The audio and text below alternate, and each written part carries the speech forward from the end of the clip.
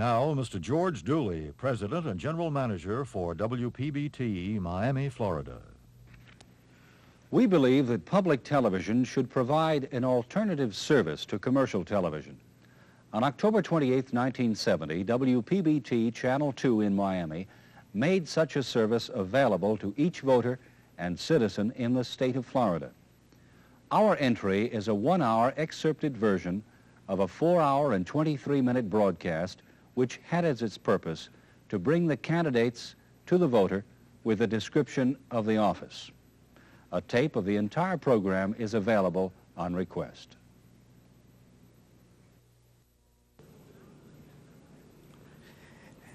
An invited audience from all areas of the state of Florida has assembled here in the Miami Beach Auditorium for a 4-hour radio and television special, which is being broadcast live throughout the state of Florida. The political candidates for every statewide office have been arriving to participate in the first broadcast of its kind in television history, and the program is about to begin.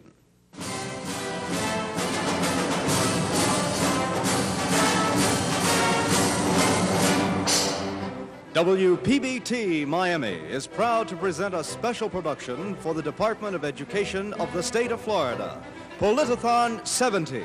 And here to serve as host and moderator is the famous broadcast executive, newscaster, former director of the Voice of America, Mr. John Daly.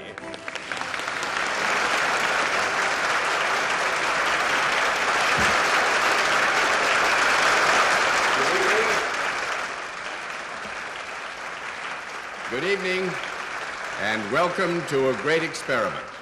In the next 4 to 5 hours, this television and radio broadcast, sponsored by you, the people of Florida, for the people of Florida, will try to bring next Tuesday's general election ballot to life. For the first time anywhere in our nation, all of the candidates running for statewide office will appear together on the same program. When we say good night, we will hope that we've clarified the who, what, where, when, and why of Election Day. Who the candidates are, what the statewide offices are, where each of them stands on the issues that concern you, why each thinks he should have your vote, and when, well, we all know that already, November 3rd, next Tuesday. With all the time that we have tonight, we still have too little time. Let it suffice that everything possible has been done to find out what it is you want to know and ask the candidates. Here in the auditorium are representatives of all the political parties, also representatives of 16 statewide organizations, speaking for a broad cross-section of Florida citizens, from the PTA to the Council of Senior Citizens to the Students' Congress to the Chamber of Commerce.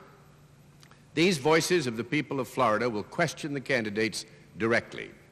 To help us with these audience questions is a familiar Miami personality whose television program, The Bill Smith Show, is seen in many areas of the state and nation. Our co-host, Bill Smith.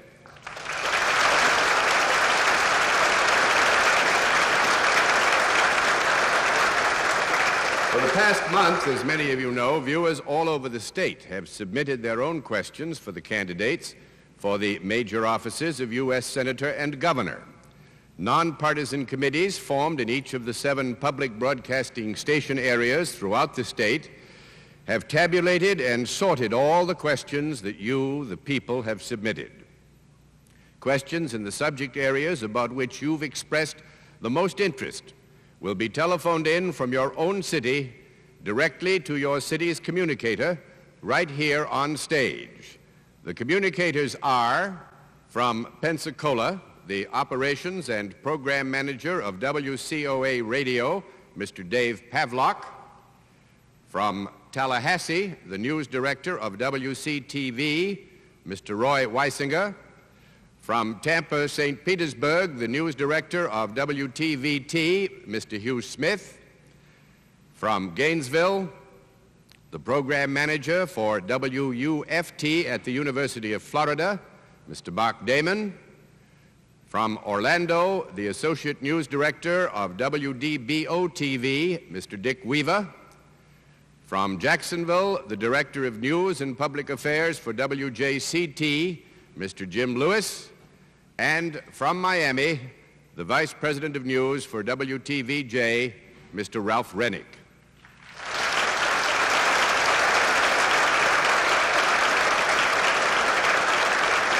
Gentlemen, our thanks for the major contribution you and your stations have made to tonight's groundbreaking experiment. And now let's get on to the business at hand. When you walk into that voting booth on November 3rd and see the list of offices and names of candidates, I'm sure what you know is just about as important as what you do. What are the offices we vote for? Exactly who are the candidates? What levers should we pull? Which box should we check? The form of the ballot you've just seen is used on the voting machines in many areas of the state. In other counties, the form is reversed, with the names running horizontally instead of vertically. And in some counties, the paper ballot is used instead of voting machines. But the information on all of the forms of the ballot throughout the state is the same for all statewide offices. So let's begin. The first statewide office we're going to examine, the Public Service Commission. A great part of our modern civilization depends on our public utilities. The program presented the Public Service Commission, State Supreme Court, and the 6 elected cabinet offices. All cabinet positions were presented with this same general format, with opening statements, questions from the audience, and closing statements, which covered airtime of approximately 1 hour and 45 minutes. This was followed by a special segment covering the state constitutional amendments, which were an important part of the 1970 ballot. Your 5th cabinet officer is the Attorney General. Whether the ballot form in your county is this form or another form, the title is clearly identified on that form. And here are some facts about the office of Attorney General. The cabinet officer who is in charge of Florida's Department of Legal Affairs is the Attorney General. He is the general attorney for the state, the government's chief legal counsel, responsible for the operation of Florida's laws. As legal advisor to the governor and the cabinet, the Attorney General writes special legal opinions for them. And these opinions are considered binding unless a court rules otherwise. Although he is not permitted to answer questions of law for private persons, he does distribute copies of his opinions, which act as legal guides. The Attorney General has a special duty to meet with the judges of the circuit court in order to consult with them on the ways our laws and courts operate. And he then recommends to the legislature revisions and reforms to improve our judicial system.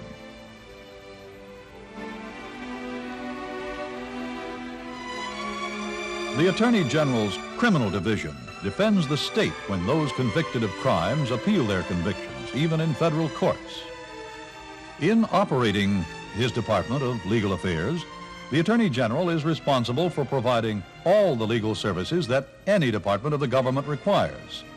At any time, he could be called upon to give legal counsel to any one of the many departments of state government. Or he may have to direct legal defense for any of the numerous divisions of all the departments. And the Attorney General has special responsibilities to provide legal services to the Department of Air and Water Pollution Control and to put muscle behind our new Pollution Control Act.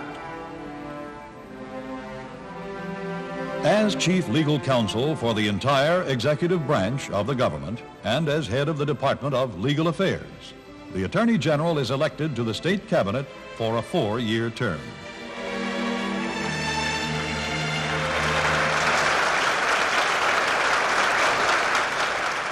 And now let's meet the 2 men between whom you will choose your Attorney General in the November 3rd general election. First, the Republican candidate, Judge Tom Rumberger. Tom Rumberger was reared and educated in Florida and is a former U.S. Marine Corps sergeant. He's been a trial lawyer, attorney for the Brevard County Sheriff's Department, county solicitor, special assistant state attorney, and circuit judge. Rumberger is a member of the Florida Bar and American Bar Association and has been named to the International Academy of Law and Science. And second, the Democratic candidate for Attorney General, Senator Robert L. Shevin. Senator Robert Shevin, a native Floridian, was a captain in the United States Army. He received his BA degree from the University of Florida and his law degree magna cum laude from the University of Miami. He's practiced law since 1957, has been an instructor in constitutional and criminal law. He served in the Florida House of Representatives from 1964 to 66 and has served 3 terms of office in the Florida Senate. Gentlemen, on Tuesday next, the electorate will choose one of you to serve as Attorney General. Before we begin our questioning, we ask that each of you make an opening statement about what you consider to be the issues of the campaign, why you feel people should vote for you instead of your opponent, or any other statement that you may wish to make. All of the candidates have agreed to the rules of procedure. In order to ensure equal time, when you hear this sound, it means that your time is up. Please finish your sentence within about 10 seconds after you hear that signal. If you exceed the time limits, I will have to interrupt you. We've allocated 1.5 minutes for your opening statements for each one, and we'll begin with Republican candidate Judge Tom Rumberger. I firmly believe the issues in this race are the individual's philosophy and the competency and experience to qualify him to become Florida's next Attorney General. Under the present Democrat incumbent, this office has drifted aimlessly and without direction. The result has been a dramatic increase in drug abuse, burning and looting, and in peddling of filth to our youngsters. Further, we've been without representation of our people in the federal courts. My opponent is a Democrat from Dade County, one of the 3 from this area who seek to impose upon us a direction and a liberal philosophy that I believe we can do without. I pledge that I will fight crime with every fiber in my body. I pledge that I will launch an all-out attack on the smut peddlers and the perverts and the drug pushers who profit from the filth they sell. I pledge that I will truly be the people's lawyer and that you will be proud and pleased and satisfied with my work. Fine, and now the Democratic candidate for Attorney General, Senator Robert L. Shevin. Good evening. The overwhelming vote and support of the people of Florida in selecting me as the Democratic nominee for the office of Attorney General is a clear mandate that Floridians want vigorous and effective enforcement of the laws against both the criminal element in Florida and against the polluters in Florida. I'm delighted that both of my opponents in the Democratic primary, Senator Friday and Judge Meadows, have now endorsed my candidacy in the general election. I have not just talked about crime, I have acted. As chairman of the Legislature's Select Committee, my investigations of organized crime and the more than 50 major anti-crime laws that I spearheaded to passage in the Florida Senate have led to many important arrests and convictions. It was these efforts as a crime fighter that resulted in my selection this past year by the Florida JCs as Outstanding Young Man of Florida, and also my selection by the Capitol Press Corps as one of the 4 most valuable members of the Florida Senate. I firmly believe that the leadership to secure for Floridians a lawful and an orderly state with justice must start at the top. And I pledge to you that the Attorney General under Bob Shevin will truly be Florida's #1 crime fighter. As Attorney General, I will coordinate the attack statewide against narcotics and dangerous drugs, including effective law enforcement, education, treatment, and rehabilitation, so that we can go about the business of ending the narcotics epidemic in Florida. Gentlemen, Bill Smith is waiting in the audience with a spokesman from one of the 16 special organizations which have submitted questions for consensus tabulation. Bill? John, from the Florida State Council for Senior Citizens, Mr. Max Friedson. Gentlemen, there's a great need for consumers' protection in Florida. How would you go about protecting the consumer?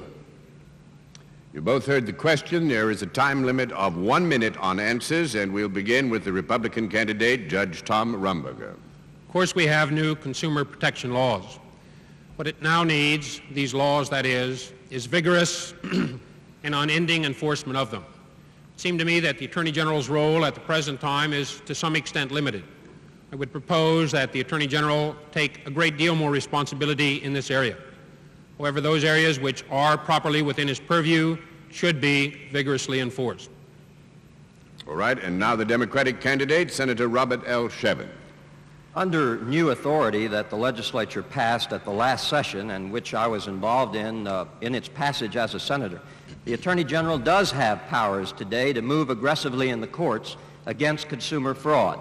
And what I have proposed is the creation of a division within my office, which will be a Consumer Fraud and Protection Division, staffed primarily by women, because I think it's the woman who best understands the plight of the consumer and what can result in abuses leading to higher prices and higher costs. And this division is one that I will create when I am Attorney General of Florida. And I think my interest in this area goes back a long time, because the evidence of my interest in the consumer field was 3 years ago when I vigorously fought and voted against the high-rate auto insurance California plan, which has resulted in higher insurance rates for Florida, and that's why I opposed it in 1967.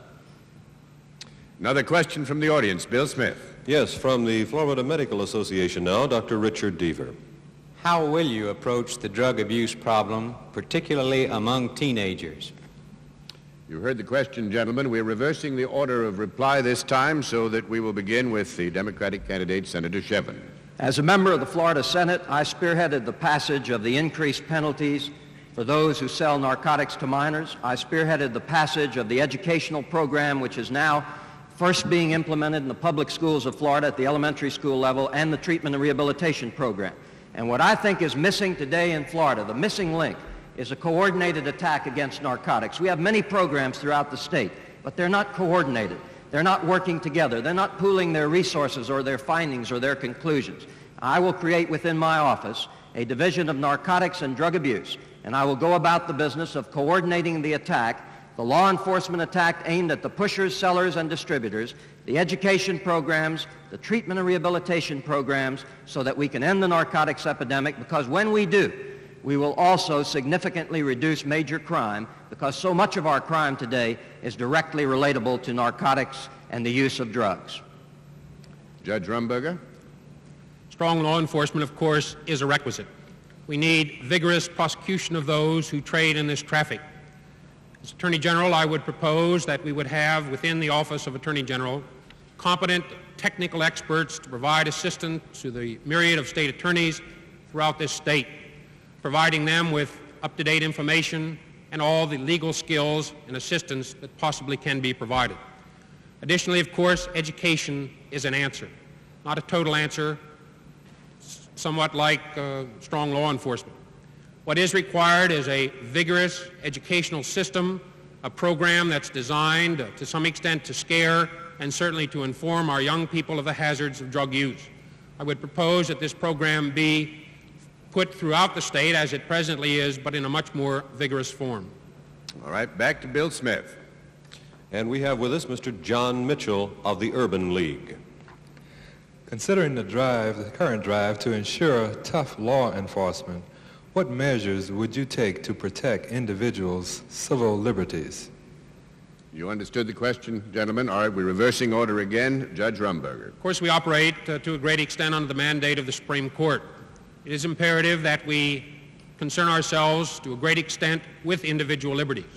At the same time, it seems to me that there has been in the past a lessening of the understanding of and the feeling for the rights of society in general.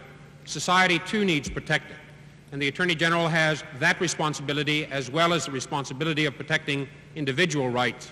I would vigorously watch for and protect both sets of circumstances.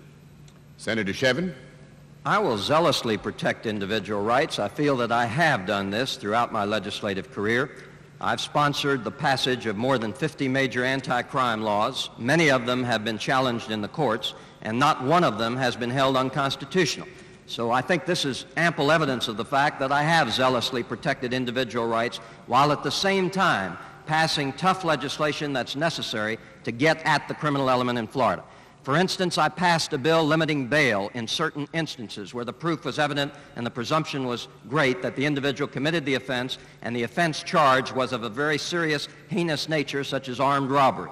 And here we had a balance, the need to protect society against the individual who, while out free on bail, will commit other violent crimes, to pay his bail bondsman, to pay his attorney's fees, and the need to protect individual rights. And I think we struck that balance. And as Attorney General, I assure you that I will zealously protect individual rights while protecting the rights of society to be free from criminal violence and assaults. Gentlemen, the time allotted for this questioning period has elapsed, but we'd like each of you to make a closing statement to summarize your positions. Since the Republican candidate had the first opening statement, we'll reverse that order, begin the closing summaries with the Democratic candidate, Senator Robert L. Shevin. And you'll each have 1 minute. Senator Shevin. Thank you, John. As long as Florida is fourth in the nation's crime rate, and 1 out of every 3 Floridians continues to be the victim of a criminal act, then we need to move more vigorously against these problems. And I think the Attorney General's office is the office where it ought to be done, to secure for Floridians a lawful and an orderly state with justice.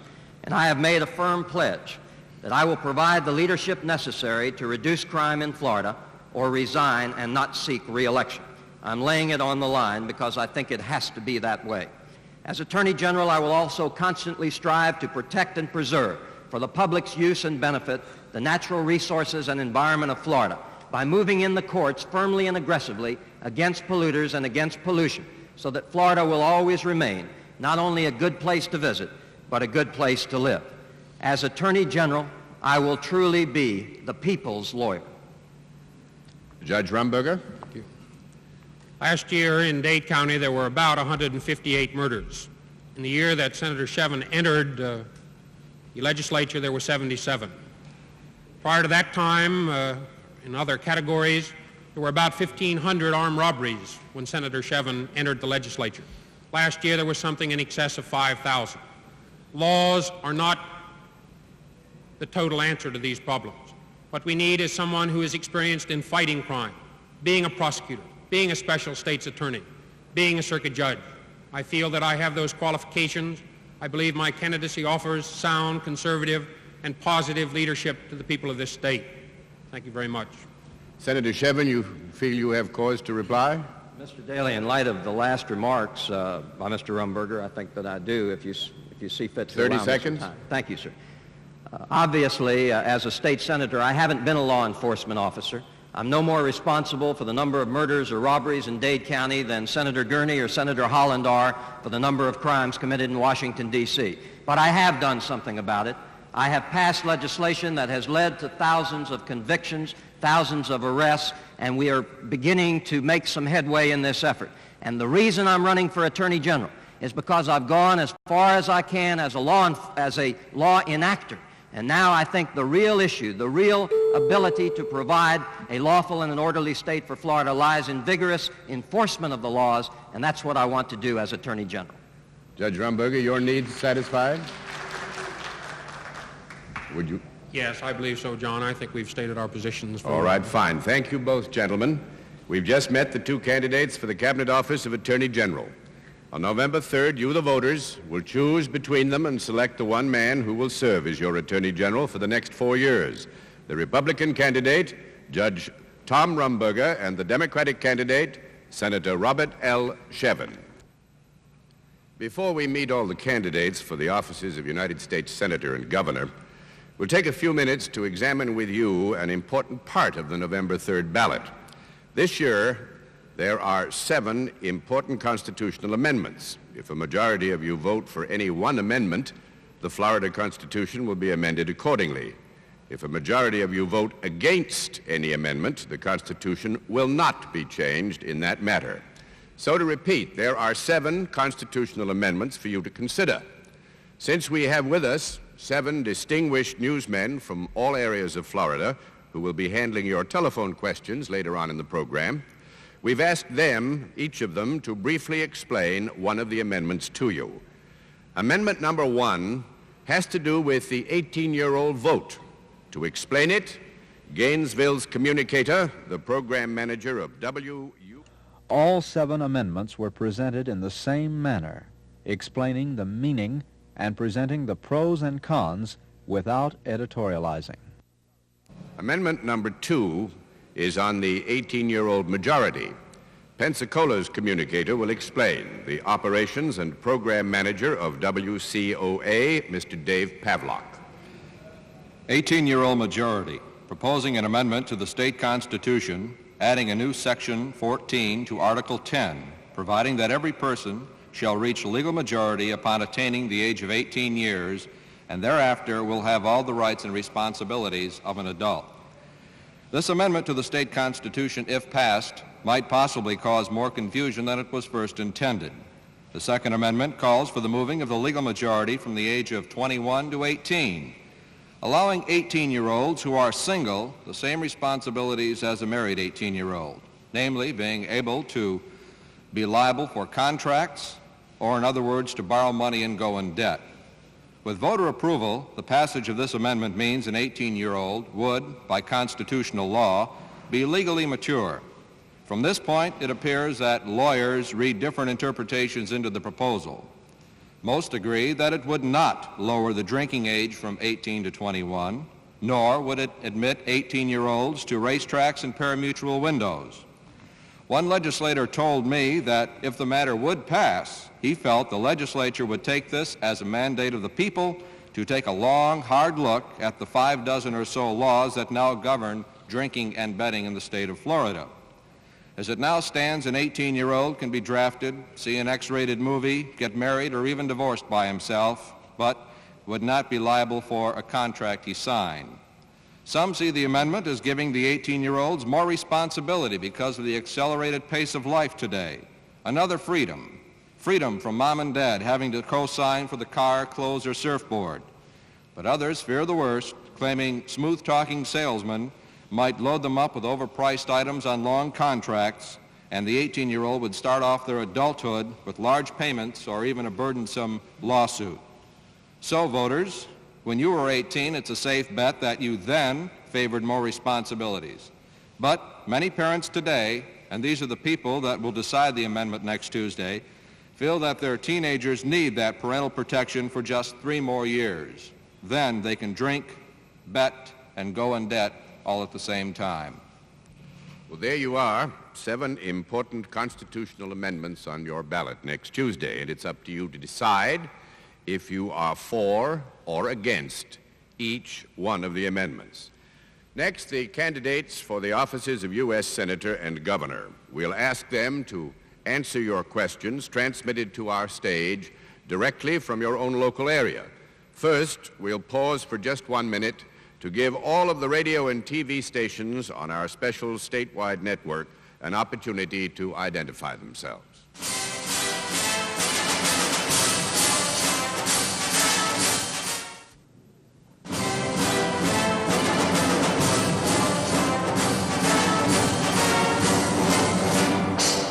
This is Politithon 70, coming to you live on a special network of radio and television stations throughout the state of Florida. And here again is our moderator, John Daly. Thank you. We have been presenting to you all of the candidates for statewide office in the election, which is now just 6 days off. And now we come to that part of our program, which I know many have been waiting for. All of the candidates for the office of United States Senator for the state of Florida, and our communicators are standing by to ask the questions that you, the viewers all over the state, have been sending in to your local area stations. But first, here are some facts about the office of United States Senator.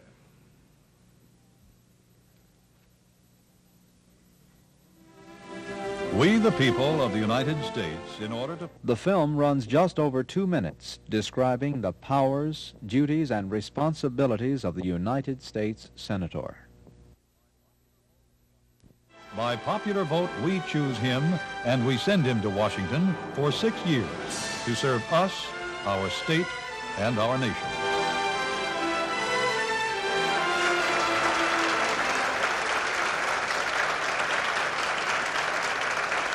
And now, let's meet the 3 men from whom you will be choosing the one to sit in the Senate of the United States Congress to represent you, the people of Florida, in our nation's capital. Now, first, a word of explanation. Circumstances have forced a change in format in presenting the candidates for the Senate. The master format for this program has been in the hands of the staffs of all candidates since early this month, very early this month. However, this morning by telegram, Congressman Kramer objected to appearing on the stage at the same time and with write-in candidate Jim Fair. Rather than fail to present all the candidates for the office of United States Senator, we have changed the format to present the senatorial candidates one at a time, to make a statement, to answer different questions phoned in from all over the state and from our audience here in the auditorium, and to make a closing statement. The Radio Communications Act of 1934, its Section 315, requires that all qualified candidates be given equal time, whether their names be printed on the ballot or written in, so long as they are legally qualified under state law. Changing our format, we can live up to the rules of the Radio Communications Act and present all of the senators. So in order of the ballot, may I present first the Republican candidate for the office of United States Senator, Congressman Bill Kramer. Bill Kramer has 16 years of experience in Washington, having served 8 terms in the House of Representatives. A member of the U.S. Naval Reserve, he served in the House of Representatives on the Public Works and Judiciary Committee, Vice Chairman of the Republican Conference and the Policy Committee, and was a member of the Federal Aid Highway Investigating Committee. Mr. Congressman, I think you are familiar with the format of the program and its rules. We ask first that you have an opportunity to make a 2-minute statement you can talk on what you consider to be the issues in this important race, what particular qualifications you have for that office, or anything else that might come to mind. All the candidates have agreed to the rules of procedure. In order to ensure equal time, when you hear this sound, it means that your time is up. Please finish your sentence within about 10 seconds after you hear that signal. If you exceed the time limits, I will have to interrupt you. So we'll move right to the opening statement, for which, to repeat, as you know, you are assigned 2 minutes. Congressman William Kramer. John, glad to be with you. Glad to be on this program. I'm a supporter of educational TV. I'm proud to have this opportunity. I had hoped I would be with my opponent, one of them. I am very disappointed, I might say, that a candidate from the New Left, the long hair variety, was also approved for appearance on this program. I do not intend to degrade the office of the United States Senate or this campaign, nor do I intend to provide a forum for the New Left. We've had enough of them on television. We saw enough of them last night, and I'm interested in a serious discussion of the issues. I had hoped my opponent, one of them, would agree to the format of he and I being on and let the other gentleman do his thing.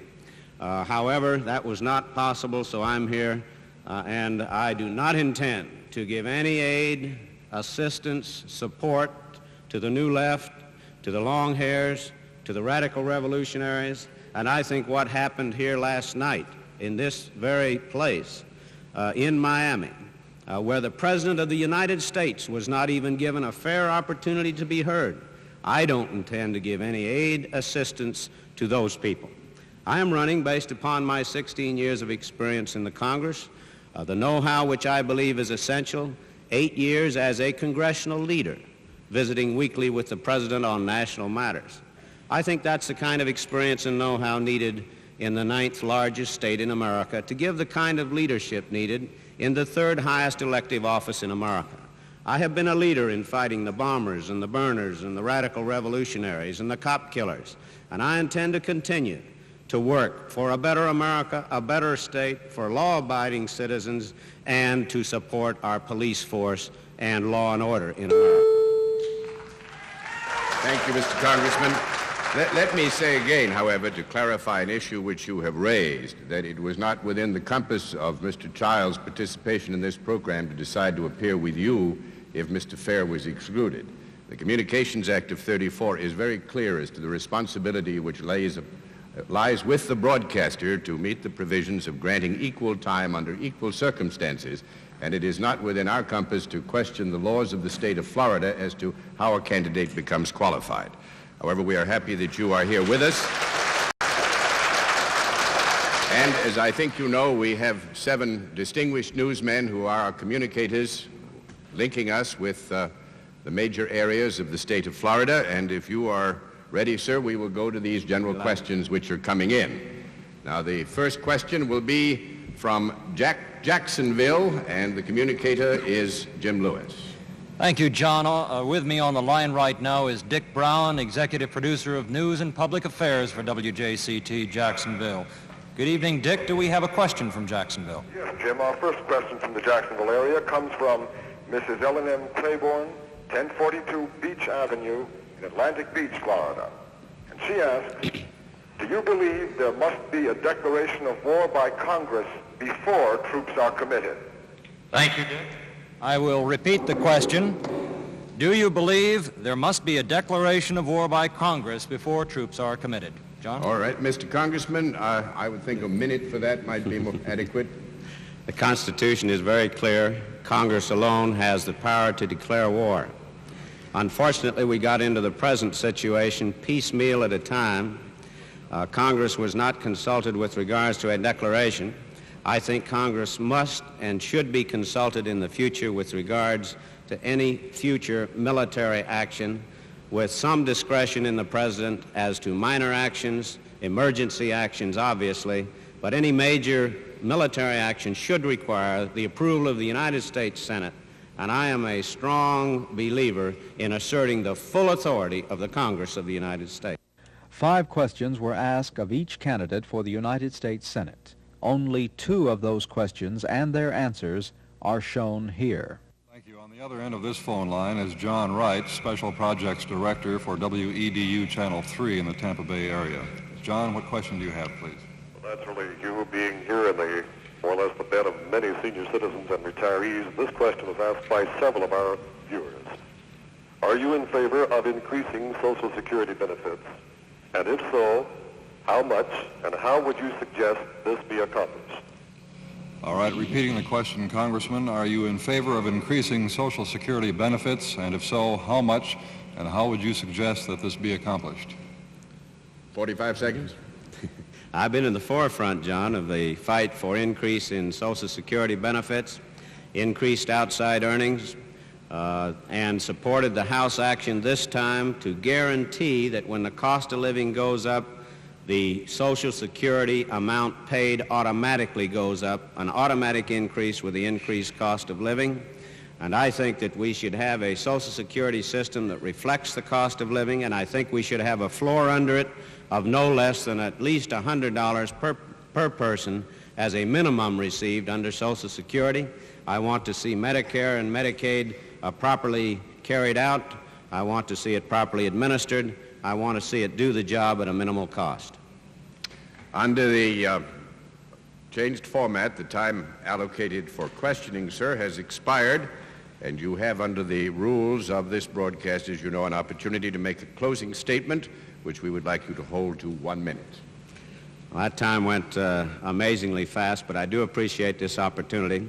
I'm running for the office of United States Senate, the 3rd highest elective office in America, because I sincerely believe that the experience and know-how which I've had the privilege of acquiring in the last 16 years is needed in this particular office. I have fought hard against the rioters and the bombers and the burners and the destroyers as author of the Anti-Riot Act, as one of the authors of the Anti-Bombing Act that was passed by Congress just recently, as one who believes our children should not be bused indiscriminately, that we should preserve our neighborhood schools and quality education. I've been in the forefront of that fight way back in 1964. I have worked for better highways. I have worked for air and water pollution control. I've been a leader in these fields and will be in the United States Senate. I believe this is the kind of leadership needed in the United States Senate for our great state, the 9th largest state in the Union. The challenges are tremendous, and I hope to have the opportunity of meeting those challenges. Right on the button, Mr. Congressman. Thank you for joining us. Well, you have a very busy schedule, and appreciate your coming to join public television in what we hope is a groundbreaking experiment that will be successful. Thank you, sir. And now we turn to the Democratic candidate for the office of United States Senator, State Senator Lawton Chiles. Lawton Chiles graduated from the University of Florida School of Law in 1955 and served as an officer in the United States Army in Korea. He was a member of the Florida House of Representatives from 1959 to 1966, became a member of the Florida Senate in 1966. He's been chairman of the Ways and Means Committee, chairman of the Appropriations Subcommittee, and chairman of the Legislative Staff Intern Sponsoring Committee, and has served on various other committees. Senator Childs, I think you are familiar with the fact of a changed format. Otherwise, the standards which were established earlier in the month and agreed upon are abiding. You will have 2 months for an opening statement. How would you like 2 months for an opening statement? 2 minutes for an opening statement on what you consider to be the issues of this important race, what particular qualifications you feel you have, why anyone should particularly vote for you over your opponent, or, as a matter of fact, anything you might have in your mind. All of the candidates have agreed to the rules of procedure. In order to ensure equal time, when you hear this sound, means that your time is up, sir. Please finish your sentence within about 10 seconds after you hear that signal. If you exceed the time limits, I will have to interrupt. Now, if you would like to, sir, please proceed with your opening statement. Thank you, Mr. Daly. I'm delighted to have you in Florida participating with us on this program. I wish you had a blackboard in here. I'd feel more at ease if I could sign in on a blackboard. I do appreciate the opportunity for this program. I had the opportunity of voting on the appropriation for this in the legislature.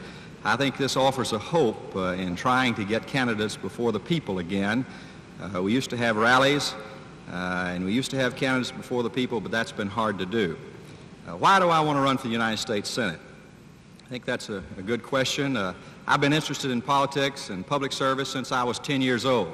I worked in the first governor's race when I was 10. I went to Boys State and served as a member of the American Legion Boys State and the Boys State Legislature. I made up my mind then that I wanted to run for the legislature, and as soon as I got out of law school, I ran. In 1958, my wife went down one side of the street and I went down the other, and for 3 months, from daylight to dark, we knocked on doors and I got elected. The nice thing about that election was I didn't ever feel like I owed any person other than the people because they were the ones that elected me. There was no Mr. Big. The United States Senate is the organization, 100 men, they say the most exclusive club in the world. I think it's the one place where one man could have more to do with to change the course of history of this country and perhaps the nation than any place in the world. So that would certainly be the highest aspiration that a man could have. I've had the distinct opportunity to offer myself for this job, and in connection with that to walk across this state trying to get acquainted with people in what started off to be a way of getting an identity. It turned out to be an education for me. I spent 92 days. I filled 9 notebooks with the comments that people gave me. I think I know more about this state, its problems, than any man running. I think I can do a job for this state as a United States Senator. Fine, sir. Now we have, as you know, questions coming in from all over the state of Florida. Although 5 questions were asked of Senator Childs, only 2 are included here. All right, so leaving Miami, again, we are going north. We go to Orlando, and the communicator is Dick Weaver. And we have Tom Carveth on the line again from Channel 24 in Orlando. Tom, what is the question for the Mr. Childs? Thank you. The voters of Central Florida would like to know, sir, do you agree with the policy of relaxing tensions between the United States and the People's Republic of China by allowing trade and cultural exchange between the two nations? The question again is, do you agree with the policy of relaxing tensions between the United States and the People's Republic of China by allowing trade and cultural exchange between the two nations, Mr. Childs? The administration, without much fanfare, has made some relaxation now in regard to trade and some cultural exchanges with China. I think this is a step that I don't disagree with. I think we always, in this country, have to take an additional step because we are for peace and we are for trying to relax tensions. At the same time, I would not admit Red China to the United Nations. I would not recognize them diplomatically. Because at this time I think they have failed to show that they would abide by the Charter of the United Nations. They were the aggressor in sending troops into Korea. They do not abide at this time or recognize the Geneva Convention or other international treaties. And until Red China showed some evidence that they wanted to join the community of nations, I would not take these steps. But at the same time, I think this country must always show that we're ready to walk the extra mile. China has become a nuclear power. They are developing the ICBM, and we certainly need to do everything we can to bring them within the community of nations. And now, Senator, a final question, and this one will come from Jacksonville, and the communicator is Jim Lewis. Back to Jacksonville again. Dick, may we have a question for Senator Childs? Yes, Jim, this question comes from Mildred N. Koger of 3629 Mariana Road in Jacksonville. The question is, what is your position concerning fair housing? Senator Childs, I'll repeat the question. The question from Jacksonville, what is your position concerning fair housing? I've had an opportunity in my walk to see some terrible housing. I walked through the migrant sections of the state. I think that the federal government has an obligation in regard to much of our housing, especially in the form of migrants, because they do cross state lines. I saw some housing that was government-sponsored housing for the migrants that cost too much money, that they couldn't afford to live there. And rather than the hovels that they were having to live in, this standard of this housing was too high. Rather than try to get them into a clean place, one that would be adequate, it went too far. I think the government has a lot of work to do in trying to provide standby credit, funds that would allow people to have fair housing. Much of inflation is really stopping the housing starts. We're down 50% from our housing building, and much of that's caused by inflation. If we could stop some of the government spending and get to inflation, I think we could also have better and fair housing. Senator, the time allocated for questions has expired. As you know, under the rules, you have an opportunity now to make a closing statement. We've allocated 1 minute for that closing statement. Make 1:30 for the closing statement. All right, fine, sir. You didn't use all your time for questions, and we're very generous on this program. You can have 1:30 for your closing statement. Thank you, sir. I have had a unique opportunity to run for the office of United States Senator. I told my wife a week before the first primary that I'd already won from having the opportunity to run. I've been campaigning now for approximately 18 months. It's hard for me to believe that next Tuesday is going to be the final day. I've had the opportunity to talk to so many people. I find that they love this country. They want to have something to say about its government. I think they're entitled to that. I've made a commitment that I'm going to spend a week out of every month after I'm elected back in Florida, walking and talking and listening to people, because I think that's what representative government is all about. You nominate me to go serve for you in Washington, and if you nominate me, then I should go to carry on your will and your fight. I should not stay up there and have my constituency become the fellow congressmen and the bureaucrats. I need to keep in contact with you, and I intend to. I have not walked with presidents, but I have walked with the people of Florida. I feel that I can represent you as your United States Senator. I want to be your senator, not the president's senator, not the vice president's senator. I want to represent you. I need your help November the 3rd. Thank you, Senator. I know, Mr. Childs, that you've acquired a habit of walking, and I'm sure you've got some more walking to do. Thank you for walking into our studio and participating in our program. Thank you, Very sir. nice to have you with us, sir.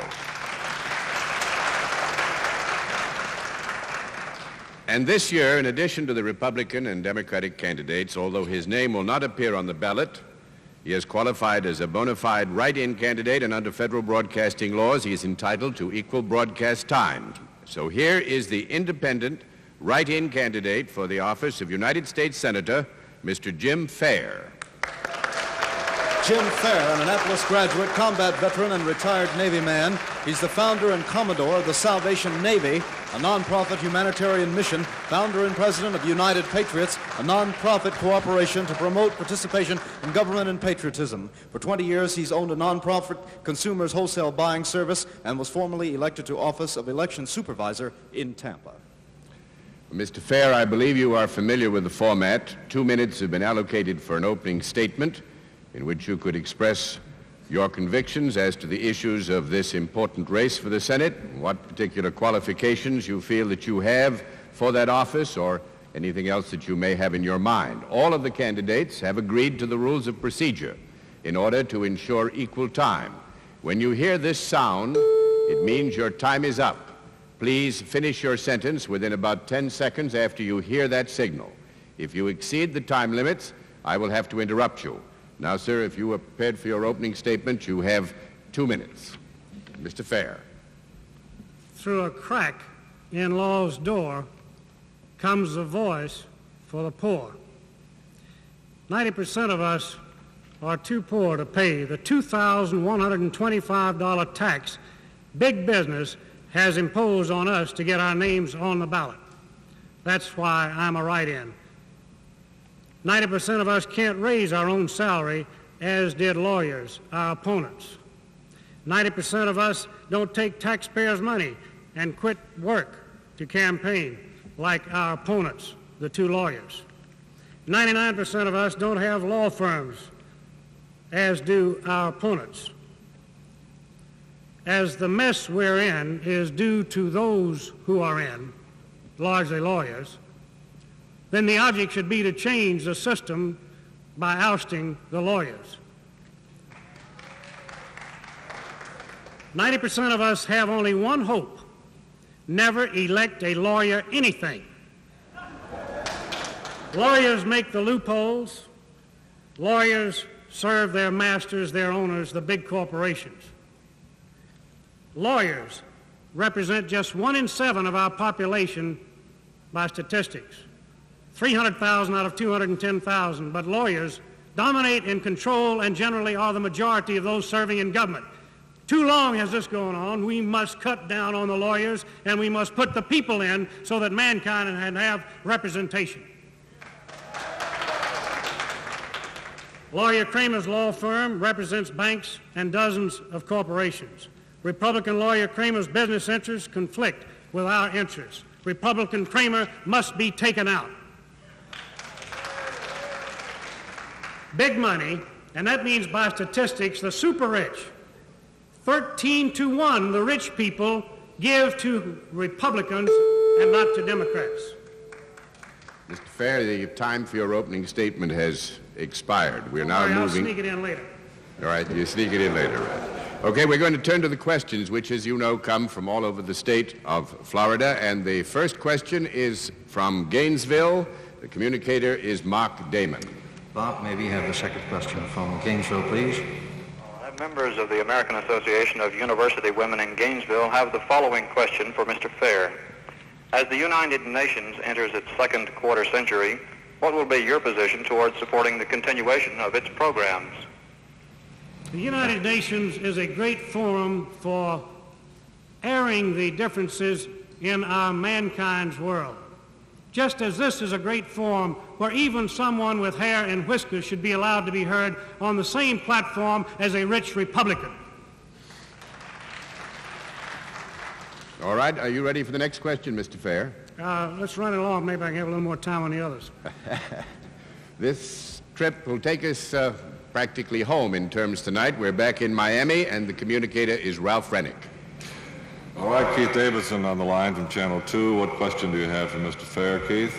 Mr. Fair, what is your present attitude towards busing for school integration, and what alternative plans, if any, do you have for achieving integration?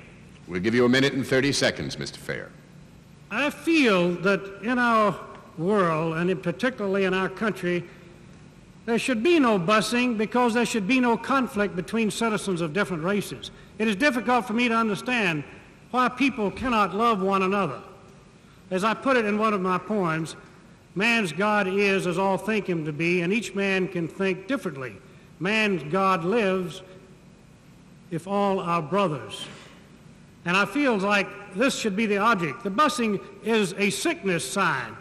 We should not have to have this. We should all embrace each other and strive to have representation for 90% of us and not have the small percentage of our government, a small percentage of the people in our government represented by lawyers and others who serve the vested interests. Statistics show, I think, that roughly 3% of the wealth of the country runs the country, and this is sad. I feel that once you've given hope to the Negro, once you've given hope to any minority group, and he is one of us, then the need for busing or other types of forced integration will be wiped out. I work toward and believe I could ameliorate the feelings between races so that there would be no contention about busing. Again, 5 questions were asked of Mr. Fair. Only 2 are included here. Time allocated for questions in this segment of the program. You have, however, as I think you know, an opportunity to make a closing statement for which the time allotted is 1 minute. It is tragic when a man in this country can spend $20 million on a stable of horses when there are people in need. This type thing should be stopped. I am in favor of a redistribution of the wealth, which means that, say, in a period of 10 years, no one in this country would be worth over $1 million, and we would have more millionaires. Now, this could mean greater flow of money in circulation and could mean that it would have solved much of the problem that we have regarding unemployment. I frankly am against Governor Kirk. He was described in an editorial as Kirk Jerk. The jerk should be ousted. Kirk put me out of office when there were no grounds for me to go out. Kirk has never justified how he got paid off that $75,000, which he got when he ran for office and had paid back by some secret donors. I feel that Kirk has been an insult to the state, and that Askew and Childs are 2 of the finest men that we have ever put forward on the platform, and that we should kick out the Republicans, Kramer and Kirk, and put in Childs and Askew, and God bless you, citizens. Thank you, Mr. Fair. Well, we will hope that you, the Florida voters, have had a chance to learn more about the candidates from the vital office or for the vital office of United States Senator, so that you, as informed voters, when you go to the polls next Tuesday, will have a better idea of the responsibilities and the issues that are presented to you. Under our original format, all of the questions which have come down to us from the many parts of the state would have been answered by all of the senatorial candidates. We regret that it could not be done that way. In just 1 minute, we'll be meeting and questioning all of the candidates for the office of Chief Executive for the state, the Governor of Florida, together. We'll do so right after all of our stations have an opportunity to identify themselves. This is Politithon 70, coming to you direct from the stage of the Miami Beach Auditorium. And here to present the final segment of this special live broadcast is our moderator, John Daly.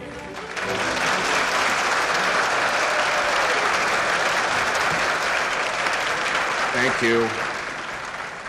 To clarify some questions that might be in your minds as to the closing statement made by Mr. Fair, I think you should know that under federal statute, i.e. the Radio Communications Act of 1934, very specifically, it is not our place, nor do we have the right or authority to have any control over anything that is said over these microphones. The responsibility for what is said rests entirely with the candidate who is appearing on the platform.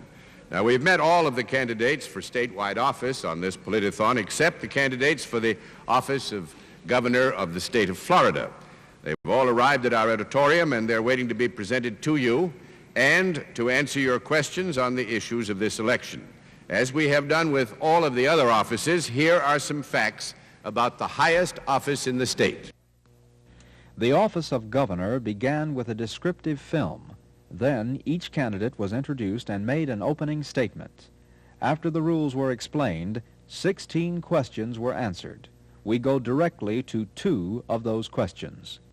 Gentlemen, will come from Jacksonville, the communicator Jim Lewis. Thanks, John, and on the line with me again, Executive Producer of News and Public Affairs for WJCT, Dick Brown. Dick, what is the Jacksonville question, please? This question comes from Mrs. Ralph Bald, 5354 Whitney Street here in Jacksonville, and it's of particular interest to people in our community.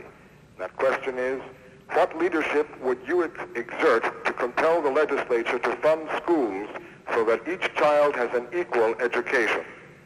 You all hear the question, gentlemen? All right, 1 minute allocated. Governor Kirk. We've been trying to get the legislature to restructure education since I became governor. And over again, the legislature has refused, but has only pumped more and more money into the Edsel system that they have. And more gas in an Edsel doesn't make it any good. 1 out of 3 children in Florida is not coming out of the 12th grade. And this is a failure of the system, not money. Fortunately, Jacksonville has changed its style of government there, and they have an appointive superintendent. And of course, I want an appointive superintendent for the entire state, or a commissioner for the entire state. I don't care if you have a Regents system or the legislature hires him, but we must have a man to run our system who's qualified to run the entire state system, and the legislature has balked on it each and every time. Senator Askew?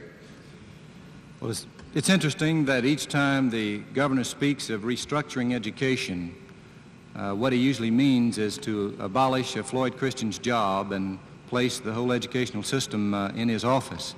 I think it's going to require more than restructuring, although I concede that in some areas it needs restructuring, and I favor it. I also know that until such time as we have some type of equality of assessment throughout the state, one county is going to wind up paying more than its share of the total burden to educate our school children.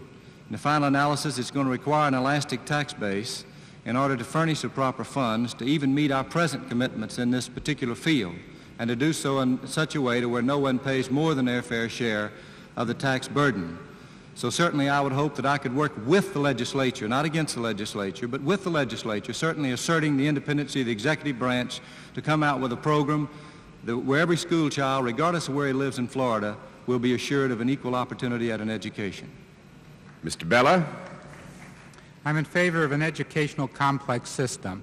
By this I mean it was suggested on Miami Beach fairly recently that most of your grammar schools be consolidated into one grammar school that would have extensive library, extensive modern equipment. Where you have grammar schools scattered on a neighborhood basis, you cannot do this type of mechanization. There's taking advantage of all modern aspects of education. The busing issue is a synonym for segregation. The continuation of the neighborhood school is the ruination of the education of the child. We have an opportunity under modern educational systems to consolidate and provide a system whereby each child would have the most advantageous equipment, would have the best teachers, would have the best television equipment, and this can only be done in central complexes where, if necessary, children would be bused for a reasonable length of miles. This is not busing to preserve segregation or desegregation, but for children's sake. Can I ask a question for clarity here? It's my understanding that as these questions are proposed, that we're to answer them direct to the television camera about our own positions. Now, I'd like nothing better than to tear up my opponent's positions, but I suggest if that's the way it's going to be, then I'll change my format. If it's just to answer my own position on such things as education, pollution, and so forth, fine. If we're going to attack the other people, then I'd like to know that.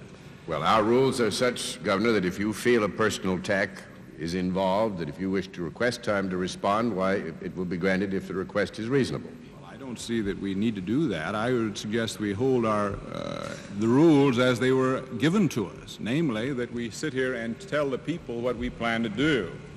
Or in any case where you feel that rule is departed from, why, and you wish to make a further response, if you let me know, we'll see where we go. Next question, gentlemen, is going to come from Orlando, the communicator Dick Weaver. And it's our last question this evening, John, from Central Florida, and we go to Tom Carveth at station channel 24 in Orlando. Tom? Thank you. The Central Florida voters would like to know, what would be the first step that you would take to reduce the crime rate? You heard the question, gentlemen. We allocate 1 minute. We'll begin with Senator Askew. Make sure, first of all, that our policemen are paid in such a way on the local level that they can stay on the job without having to have 2 or 3 side jobs, and they can devote themselves in such a way to do the job properly. I think we need more specialized training. We need more coordinated effort in law enforcement in order to combat this problem of crime. In addition to that, we need a swifter system of jurisprudence whereby a person charged with crime can either be convicted or set free.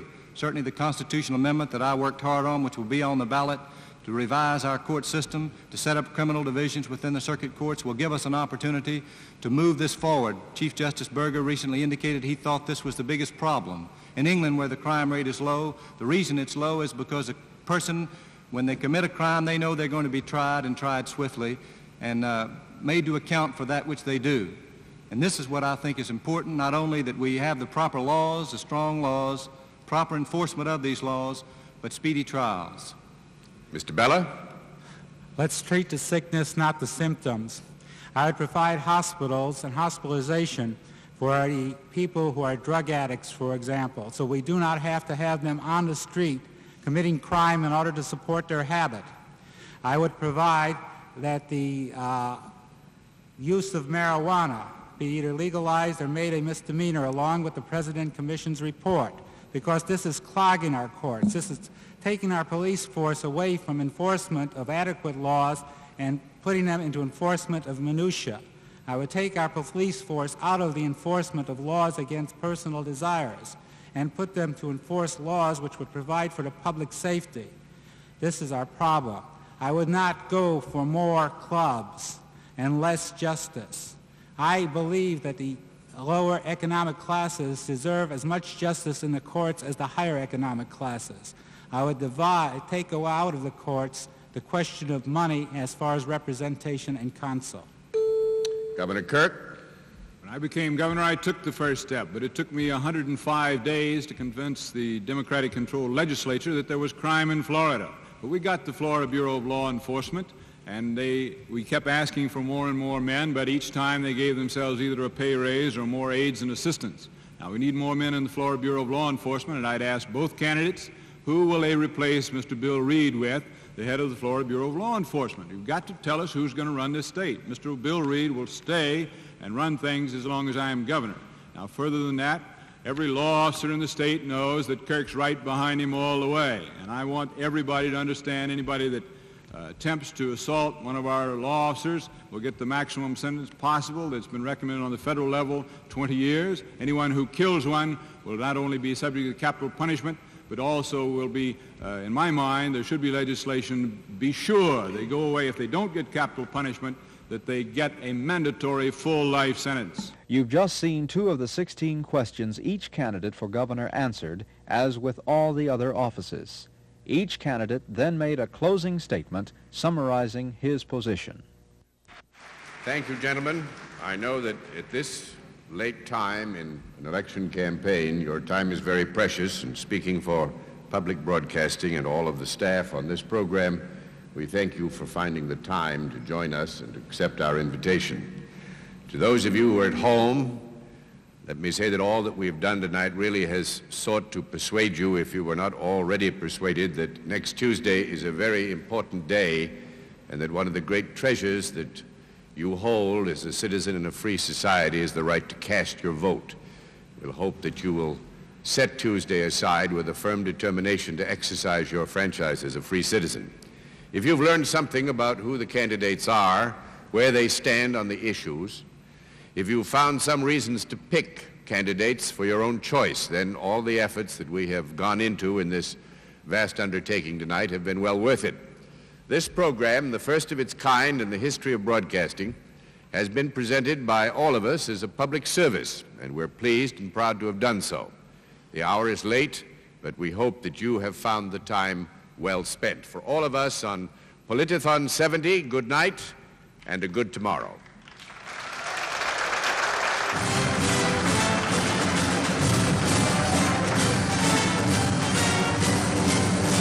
Politithon 70 is grateful to Mr. John Daly for his services as special host and moderator.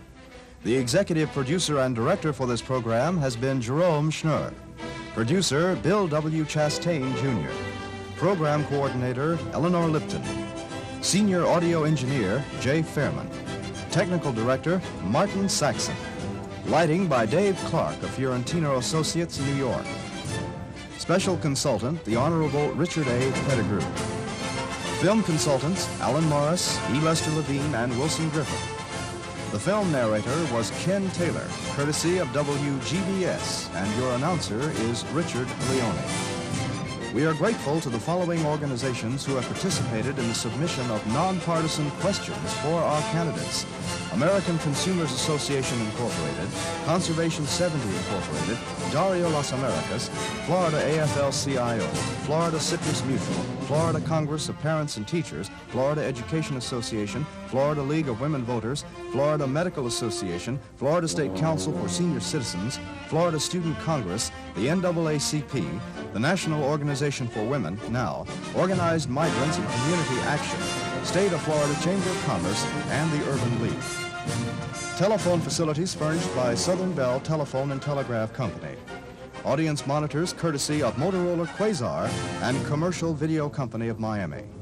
Guest accommodations courtesy of the Doral Country Club Miami and the Delita Hotel, Miami Beach. This has been a production of WPBT, Public Broadcasting Television of South Florida. Produced under a special contract with the Department of Education of the State of Florida. You have just seen an excerpted version of the 4-hour and 23-minute live broadcast produced by WPBT Channel 2 in Miami for the voters and citizens of the state of Florida. 4-column front-page headlines followed the broadcast. The Miami News said it was a flawless and spectacular production. The Miami Herald editorial read, "It was real and true, and it seems to us in the highest standard of media public service."